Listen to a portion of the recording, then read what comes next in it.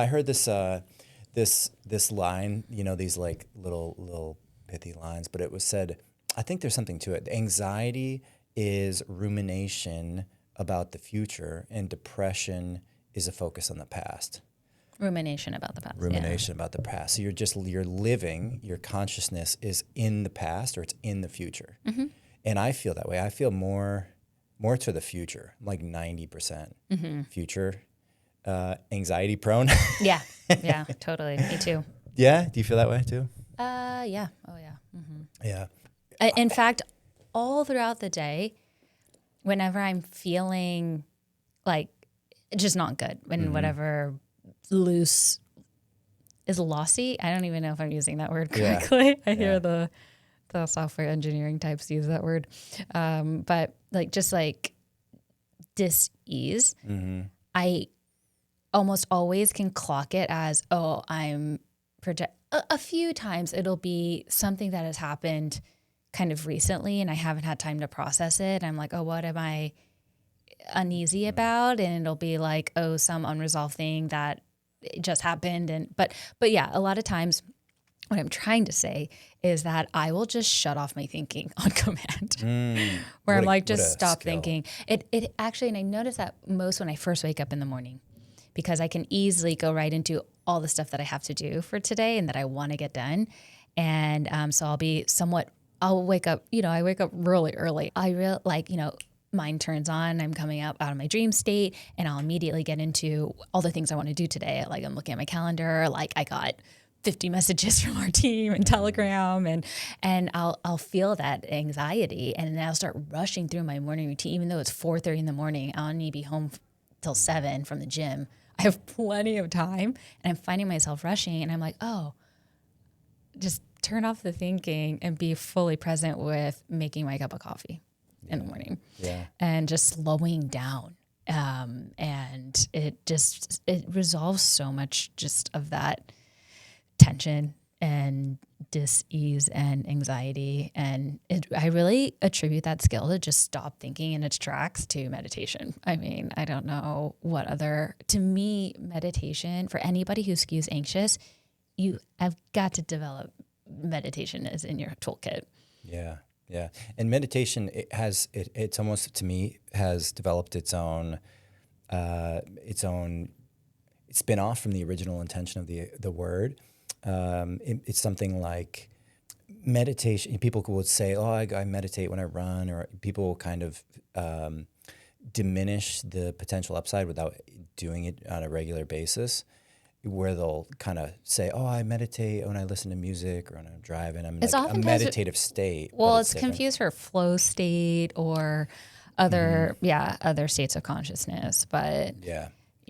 But, and there's many different types of meditation, many different practices within the field of meditation, the practice of meditation. But I really am specifically talking about honing the skill of recognizing being lost in thought and being able to come back into the present moment. And not only that, but the state of consciousness where there is none of that thought, that inner monologue, to just experience reality without that layer on top of it. Mm-hmm.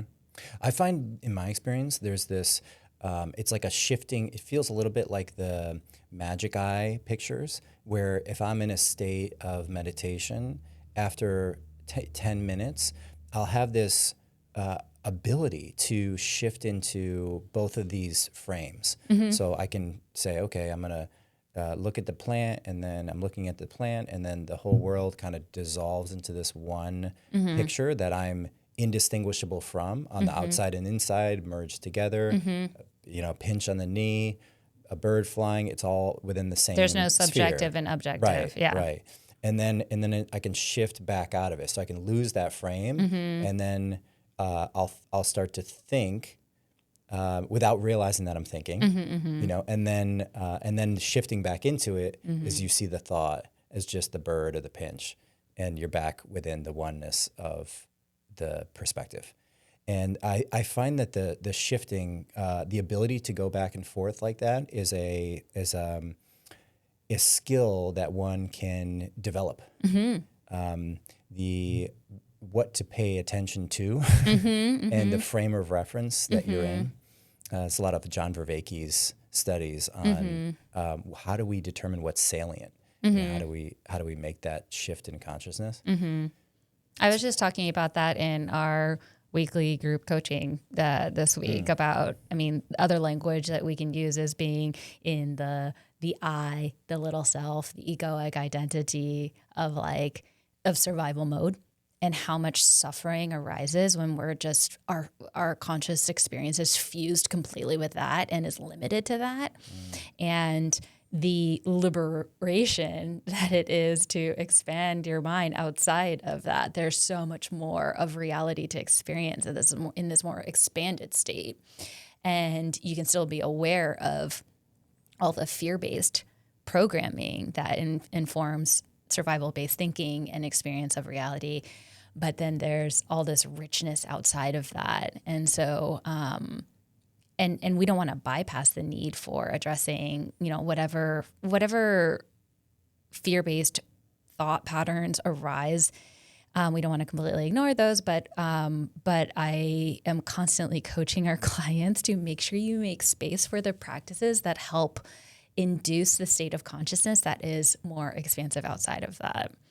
Another way that the framework I like is shifting out of sympathetic nervous system state into a parasympathetic nervous system state, or from left brain, like left hemisphere rather, you know, modes of analytical, linear, logical, execute task, like ways of being, into more right hemisphere, which is like more expansive, more holistic. And so much of healing work is just rebalancing. Yeah. Why do you think that this is the way that our minds have evolved? Why is it that when one has a really powerful emotional experience beyond their capability to handle at that time, whatever the word handle means, you know, we call it trauma, but it's something we're pointing at the idea that this experience was so big that it like broke the rubber band, you know, like eustress is when I stretch the rubber band, but trauma seems to break us in a way, psychologically or spiritually, and then we're left with this vibration in our consciousness. How do you reconcile that? Is it how is that stored within us? Why would that happen in the first place? There's a few ways that I think about trying to answer that. Not that I really know. Yeah, no. Part of it, I feel like, not to cut you off, but it's like you take in a lot of ideas, and their words, other people's words or ideas, and then you mash them together. And then what I find interesting is you try to feel into the truth and feel like, does this feel true? And can I make sense of it with everything else I know in the world? And sometimes this like emergent phenomenon happens where it starts to become almost self-evident, like, oh, that's the way it is. Like it's like, there's the magic eye picture. I see why trauma results in the things that it does. And some people are really astute at pointing these things out. Gabor Mate, I think, has a really good way, because he speaks from a sense of knowing, like he's seen the patterns. I think Carl Jung does this as well. He's gotten so many reps in with patients in a clinical relationship that you start to see the gestalt of it. And then you could just point at it in different ways. Well, I've heard that, you know, two people can experience the same, have the same experience or experience the same event and have totally different experiences of the event. And so one person can get into a car accident and they're traumatized and have PTSD, and another person can get into the same car accident and they're okay afterwards. They're able to recover and move on. Why is that? And I've heard, I might have been Gabor Mate, I'm not sure, but I've heard people describe that one difference is whether or not you felt like you were alone in going through it or experiencing it. And so that's really interesting. I think part of it can be how it overlaps with previous life experiences you've had. So person grows up in secure attachment with both parents, all needs are met. They don't have too many issues. They have more resilience and capacity. Somebody who didn't grow up with all of that all those wonderful resources may just be a little bit more brittle. And then, it doesn't take as much to kind of set them into the post-traumatic stress state, a PTSD type of state, whether that's acute PTSD or complex PTSD or something like that. I think that there's a lot of what people describe as anxiety, depression, ADHD, OCD, what have you. The vast majority of it is actually a form of complex PTSD. Of course, there are cases that are not, that don't fit that bucket, but the vast majority actually are. Most people I talk to who are manifesting these symptoms and seeking out mushrooms for healing have some form of adverse childhood experience.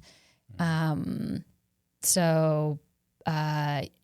all sort of plays a role. And one reason why humans seem to be particularly susceptible to this sort of thing, I think, is partly cultural, honestly. Yeah. There's a wonderful book called The Smell of Rain on Dust that is about grieving that a friend of mine recommended to me. And in the beginning of the book, the author describes a native people where the rituals, the grieving rituals around when somebody lost a family member or a loved one were so much more elaborate than what we have, at least in modern Western societies. There is a collective wailing ritual, and there's a real somatic processing collectively. And if you look at Peter Levine's work with trauma, Bessel van der Kolk's work with trauma, I mean, a lot of this has gone into the mainstream, although I think there's a lot of misunderstanding around it. But there are many ways that we are conditioned to repress, suppress normal physiological, biological responses to extreme experiences, psychologically speaking. And because we don't complete the loop, we get stuck in this state, this chronically stressed state. And in a lot of ways, we actually will then subconsciously be recreating the circumstances over and over again. A lot of people believe so that we can heal it, especially when it comes to complex PTSD, which has its roots in relational trauma with primary caregivers early on in life. Yeah, those are sort of some of my thoughts around that. Yeah, it's interesting. And what makes something complex? What makes the That's in PTSD? Contrast to single event trauma. Got it. So there's post-traumatic stress disorder, PTSD, that is well described in the literature as, a big event. It was actually first described with combat veterans coming back from World War I and II and Vietnam, who it was originally called shell shock. You experience these traumatic events on the battlefield. And so it's a very particular instance of manifestation of a post-traumatic stress state. But with complex PTSD, that is usually referring to many different, there wasn't one singular event. It's just many small events, usually in intimate relationships where there was not a secure and healthy relationship. And it was unstable and chaotic, and so one deeply internalizes that I am not safe and the world is not safe, and all of these compensatory coping mechanisms then develop because we start to internalize core beliefs around I am not enough, I am not worthy, I'm not safe, I'm not good, those sorts of things.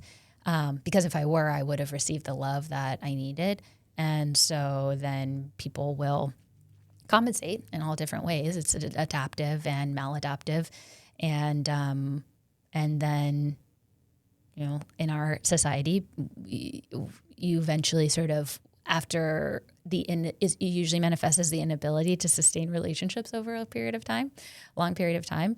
And so you eventually sort of, or maybe you take care of all of the external factors of like, well, if I make enough money and if I get the job and if I do this and like get everything in place, then I'll be at peace and happy. And so many people take care of those things, check all the boxes, and then realize how unfulfilled and unsatisfied they are and how they're still experiencing their current reality as if they are not safe or under threat or endangered.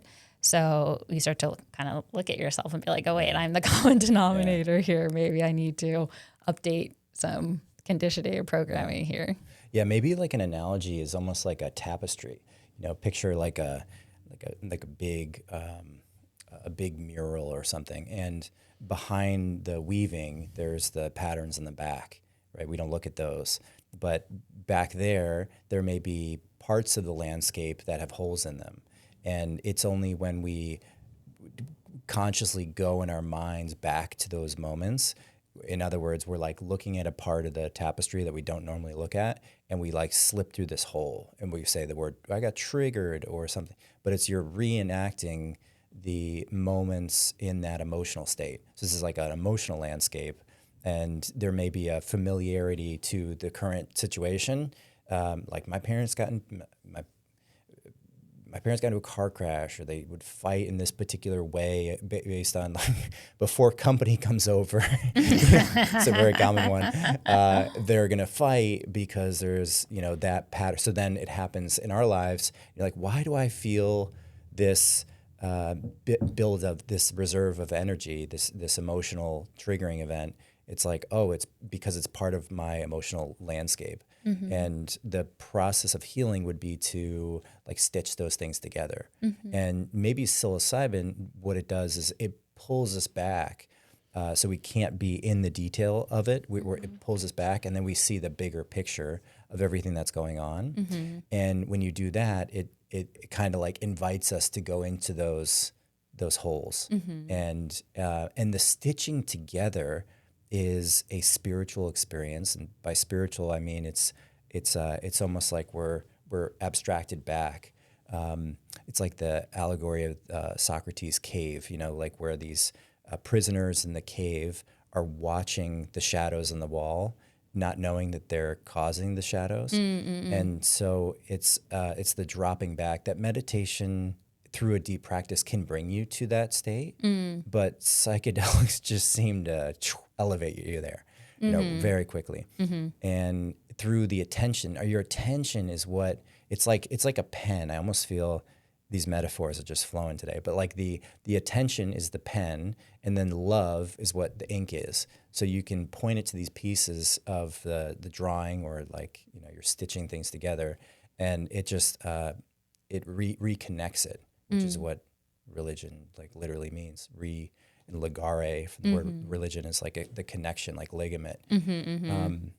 So yeah, that seems like the original intent behind all of these religious and spiritual practices, to reconnect us to ourselves so that we can heal from these events individually and then collectively.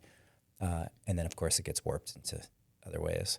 Yeah. Well, I heard recently, I really liked this, that meditation is listening to God and prayer is talking to God.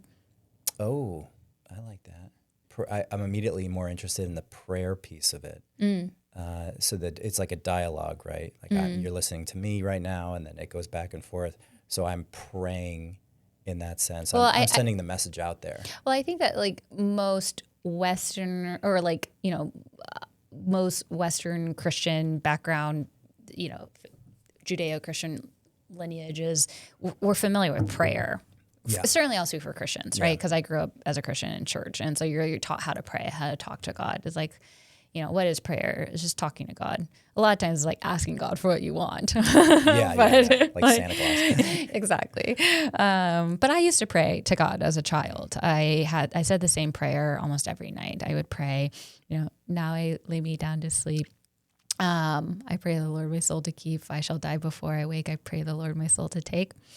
And then I would say, God bless, and then go through like every member of my immediate family, my extended family, and then I'd pray for the whole world, and all the animals, and I don't think I was praying for plants back then, but I certainly was praying for animals, and And so I was taught prayer, but I was never taught meditation, how to listen, to still the mind, to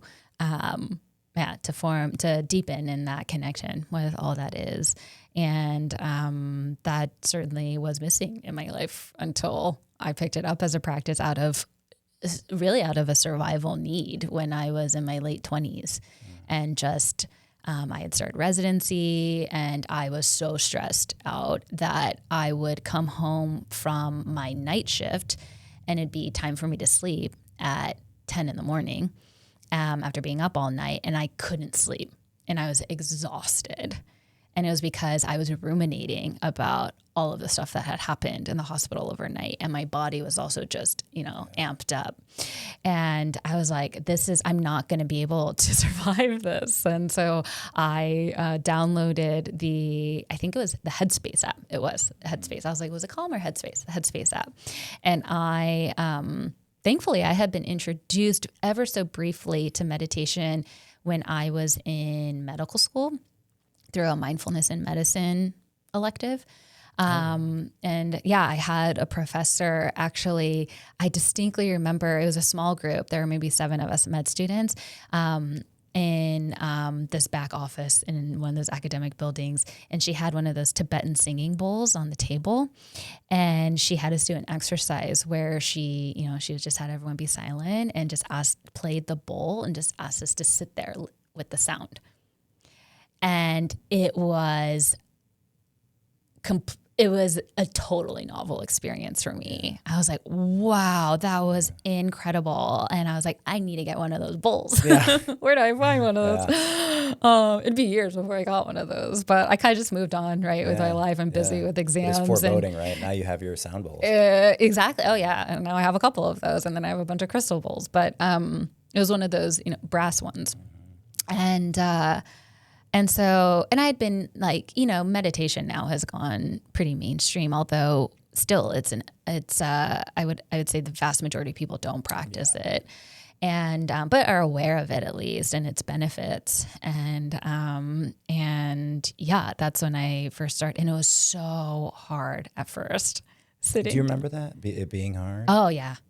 Yeah, there's a certain point that it clicks. And Sam Harris, who makes the Waking Up app, talks about that and really encourages people to do it enough to, and there's a bit of faith, right? You have to believe that this is worth the squeeze. It takes time, it takes discipline to do it. People aren't saying, oh, I really want to sit down and do nothing for 10 minutes. So you have to believe that there is a benefit. Sometimes it gets I would say over-enunciated, overvalued for like the benefits of it, the benefits of meditation, or you sleep better, or you have, but it kind of defeats the point a little bit. It's like it in and of itself is the value. It's like you don't go to an amusement park to feel better later. You do it for the event itself. But because it's so non-eventful, like by definition, you're doing no thing, it would seem like it's the most boring possible thing. But the irony, I suppose, or the surprise in it is that in and of itself is so fascinating, that there's so much there in the nothingness that seems so, it's almost like you go in a room and but it's a normal room, it's got furniture and stuff, there's nothing in here, right, we would say. But you didn't check everywhere. Like you don't know, where there is. So the practice of meditation, this is an Alan Wallace story where he's like, you can make this analogy that consciousness is like this big room, and you don't know that there's nothing, the ego being like, say, a tiger, right, in the room. And you go in the room, you see the tiger, but it's only when you search the entire room can you say that there's nothing in there. So it's the process of like really looking for, and there's different ways, whether it's the finger snap or it's the zooming in and out. There's different techniques, but the end result is you're trying to really know that there's no separate self, and not just like from an intellectual standpoint, but like no, you the really experience feel of it. Yeah. Well, yeah, that's interesting you say that, because I feel like a lot of what Sam Harris actually teaches, though, and emphasizes in his teachings, is how you can get really good at that, or if it's sort of, it's always tricky talking about meditation, but you can have the most consciousness, mind expanding experiences while you're sitting down on your meditation cushion for however many minutes a day, and then go right back into your default mode network way of being that is maybe traumatized in some way, and it's actually a little wounded child walking around. You get emotionally triggered by your spouse or someone at work or something like that there is a point to translating what you are discovering there in your meditation practice to your everyday, your default state as you move around in the world. So while the practice can get just intrinsically pleasurable and interesting in its own, and even that can be its own distraction. I do like to emphasize the other benefits of it, like to ground it into everyday reality and not spiritually bypass that. Yeah. And that's where doing things like, okay, I'm going to intentionally clean the dishes mindfully. Yeah. It doesn't look any different from the outside, but from my perspective, I'm not just like thinking about. And mindfulness is such a, that to me is such that we've converged on that word being the word to describe that state of consciousness is interesting to me. Weirdly, it feels more like mindlessness. Exactly. Would be more fit. Exactly. Yeah. It reminds me a little bit of running, where I've done a lot of endurance events, marathons and Ironmans. And with these padded sole shoes, people have developed a gait where they're stomping on their heel first, and that force travels up your body, and over time, it's worse for you. It's more of a stress than if you were to run barefoot. Naturally, out of the womb, you'd be running on the ball of your foot if you didn't develop that technique. So I feel a bit like this practice of meditation is converting us back into the running in the ball of your foot, back into how we were as a child, where we have these padded sole shoes of life, right? All these things that make our life really convenient or stimulating, drugs and events and stuff.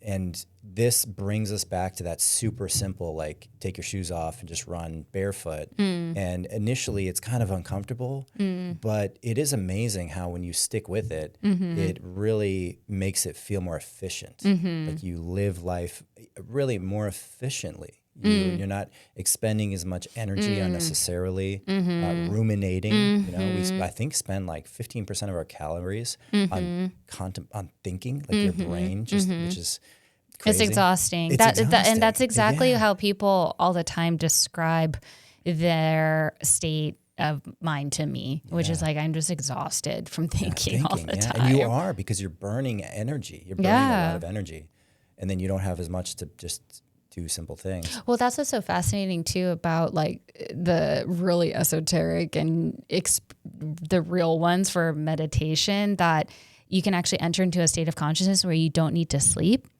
You're kind of just, have you heard of this? Yeah, I would say.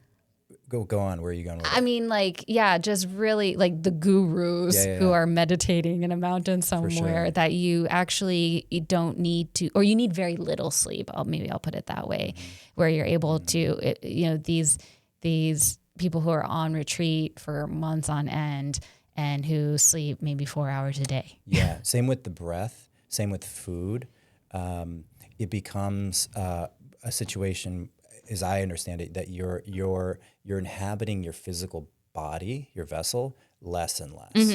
So you're off. It'd almost be like you're here in the astral plane. Yeah, but you really are. You really are.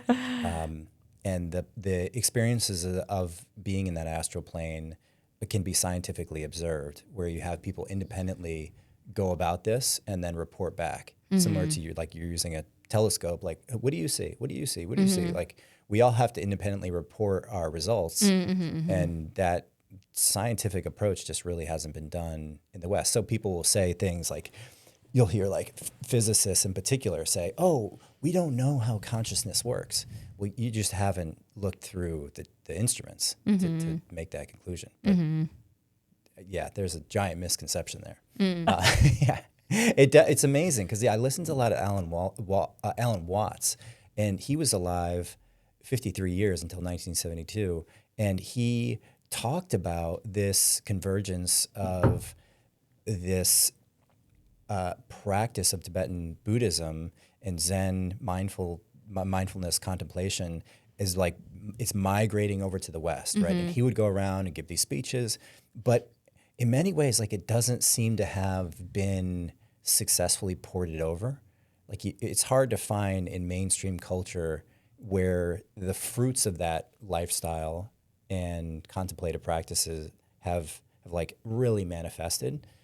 You meet people, some people certainly have that benefit, but it's kind of like he would say, Alan Watts would say, like to understand Hinduism, you have to be in India because it's not just a religion that you can understand. It's like a complete way of life that only has the container in that location.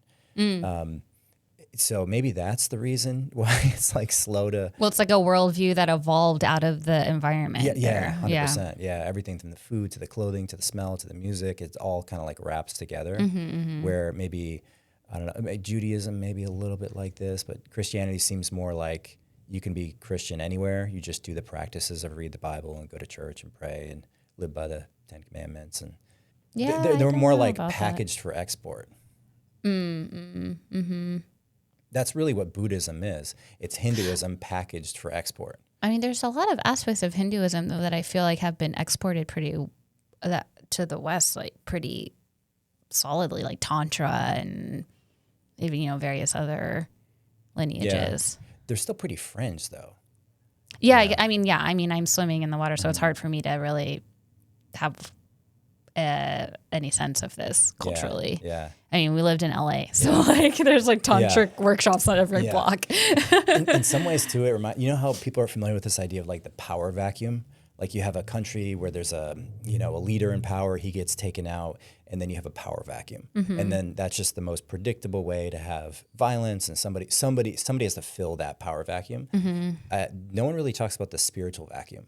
So if there's a central dominant spiritual belief that everyone shares, if that gets taken out by like, I don't know, like Western scientific atheism, then and there's nothing there, then it's like inviting options, inviting people to come in and work postmodernism. Yeah, for real.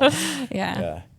Maybe there's going to be what's the next prophet that's going to come around and shape things? What's the Jesus of or Muhammad of our lifetime? If you talk to the Dalai Lama, there's the next Messiah, Jesus figure, is supposed to be not contained in an individual. It's going to be many individuals.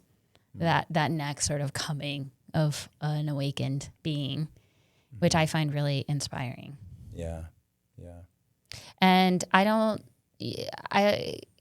much like how the Gutenberg printing press transformed human consciousness by spreading literacy beyond just the small elite, it didn't take much more of the population, 10, 15% more of the population becoming literate to transform the institutions.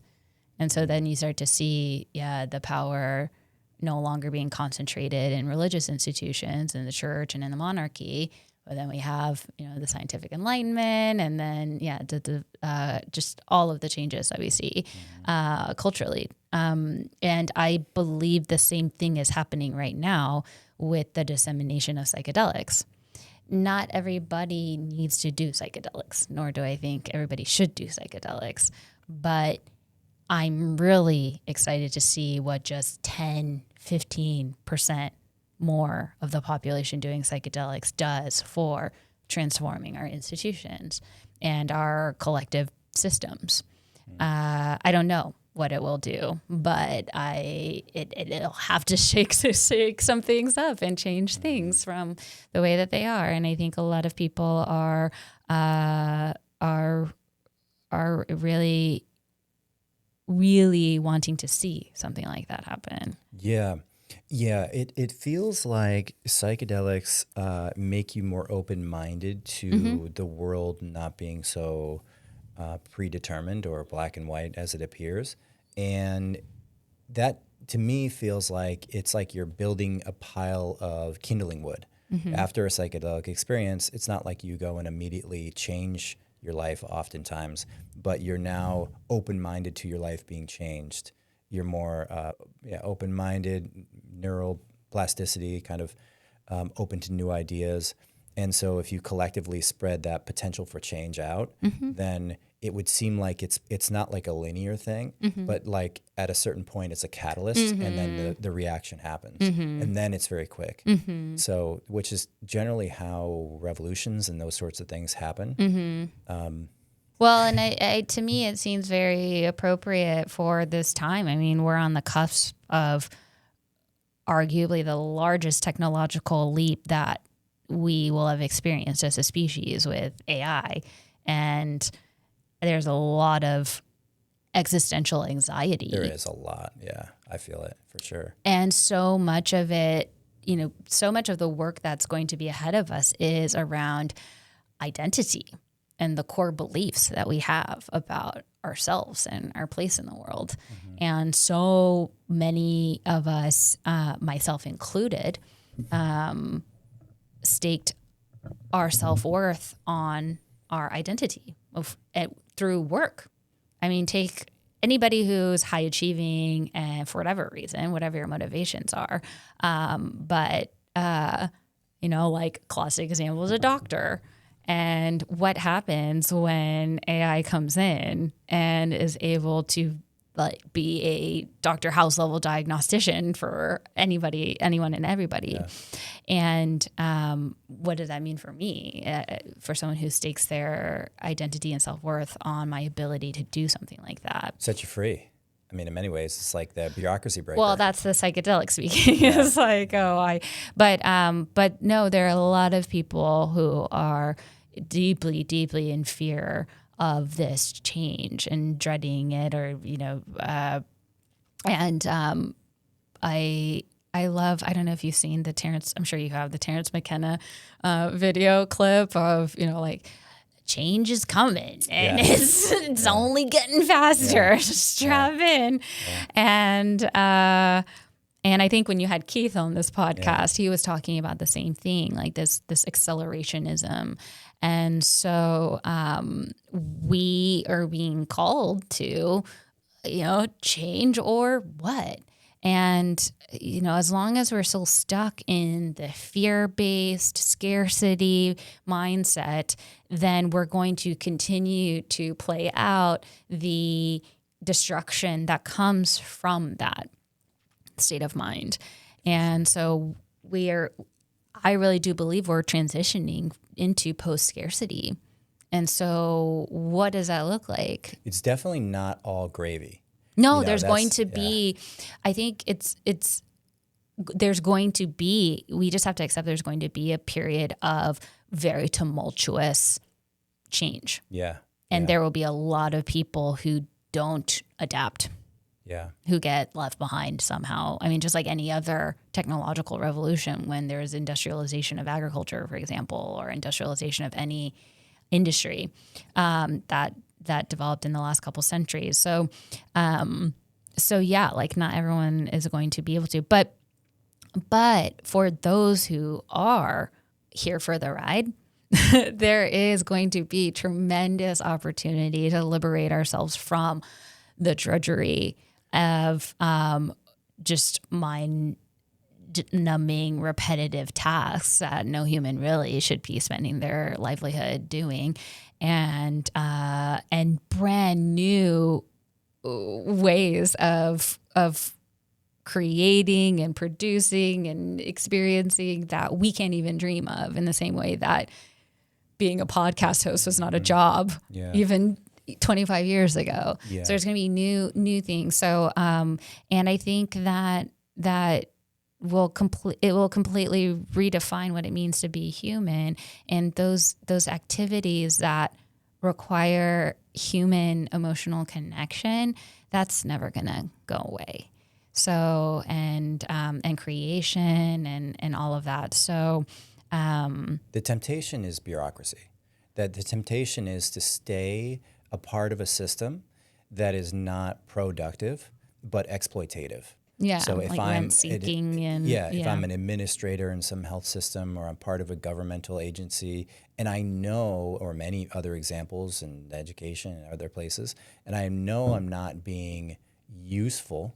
You know, there's this whole emergent phenomenon of like quiet quitting, where you're not doing the work, you're just kind of role playing, and you know the reason you're not doing it is because you know there's now no reason to do it. It's not, the people in charge are not actually trying to do anything. They're trying to keep the positions of power. And the more that you stay in that game, the more it's a tempting thing because it has like a false sense of long-term security, because you're immediately getting paid. It's like an obvious, though, you just keep doing this thing and you'll get the paycheck.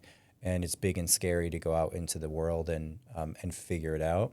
But I think that's like the fork, is like, all right, do you have the faith to do it yourself, knowing that you have to be okay not knowing what is going to be next, and that's what these technologies invite us to do, is take a step and pursue something that you're interested in and offer value to other people that didn't exist previously through your creativity.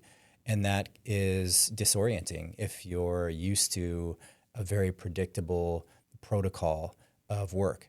And so I think there'll be a lot of political pressure for people to keep these like union type jobs. But eventually it pops, eventually. And the more you cling on to it, the harder the pop is. So I think the degree of pain that people collectively that we experience, the number of people and the significance of that pain in this transition is going to be determined by how hard people grip on to the way things are today and fight this change. So and you can take the middle way, right? You can just learn as in your existing job, right? You can like say, okay, I'm going to work on these side things, but it requires this mindset of like, oh, I'm going to be adaptive. I'm going to figure it out. I'm going to have faith in the world, and that's a perspective shift that I think is beneficial to spread. We could wrap there. Yeah, this has been fun. I love you. Thank you. I love you too. Bye.